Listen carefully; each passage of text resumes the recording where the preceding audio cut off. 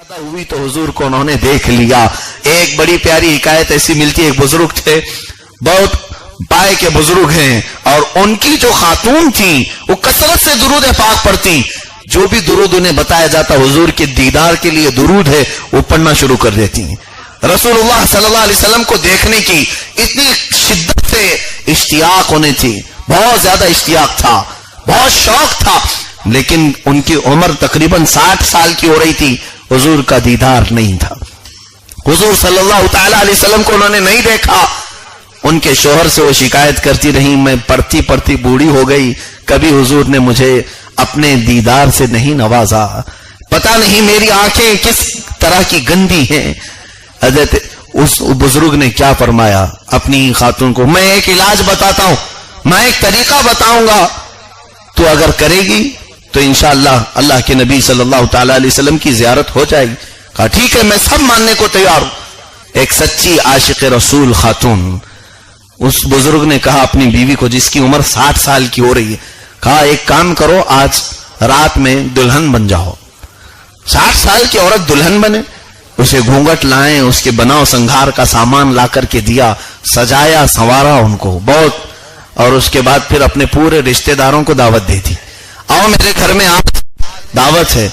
जब रिश्तेदार आते तो औरत को अपने खातून को नहीं बताया था कि घर में बहुत सारे रिश्तेदार हैं, वरना तो जिसकी उम्र दादी अम्मा की है वो दुल्हन कैसे बनेगी। शर्म और हया भी तो कोई चीज है, एक शर्म भी आती है।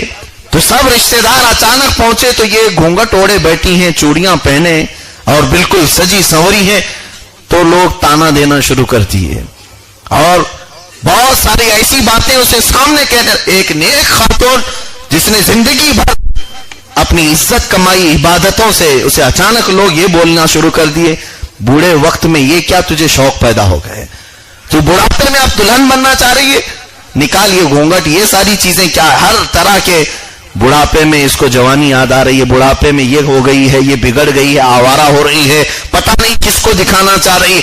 इतनी बातें उस दिन की गई तो इस खातून को इतनी तकलीफ हुई, वो घूंघट वगैरह सब उठा के फेंक दी, अपनी चूड़ियां तोड़ दी, अपने हुजरे में जाकर बहुत रोई, और अपने शौहर पर भी बहुत गर्म थी, नाराज थी, क्या मेरे शौहर ने मुझसे ऐसा क्यों करवाया, सबके सामने जलील कर दिया, सबके सामने मेरी इज्जत निकाल दी। अपने शौहर, उनके शौहर रात भर बुलाते रहे, दरवाजा खोल, वो नहीं खोली, आपके करीब मैं नहीं आऊंगी इसलिए कि आपने मुझे सबके सामने जलील किया, आप मुझे छोड़ दो अकेला।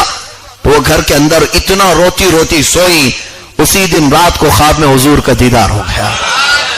अल्लाह के नबी सल्लल्लाहु अलैहि वसल्लम तशरीफ लाए, बरसों से जो मुतमन्नी थी, सुबह उठने के बाद घर में खुशबुओं से घर महक रहा है। सुबह वो अपने शोहर नामदार के पास आई, पूछा कि अल्लाह के हबीब सल्लल्लाहु अलैहि वसल्लम को मैंने देखा, आपने इस तरह से देखा? वो मुस्कुराने लगे, हाँ मैंने भी देखा है, लेकिन अल्लाह के नबी सल्लल्लाहु अलैहि वसल्लम ने जो तुझे अपने दीदार से नवाजा। वो खातून पूछती है, ए मेरे रफीक हया, ये कौन सा तरीका था हुजूर की दीदार का, ये कौन सा तरीका था हुजूर के दीदार का, ऐसा तो कोई तरीका मैंने ना कहीं पढ़ा है।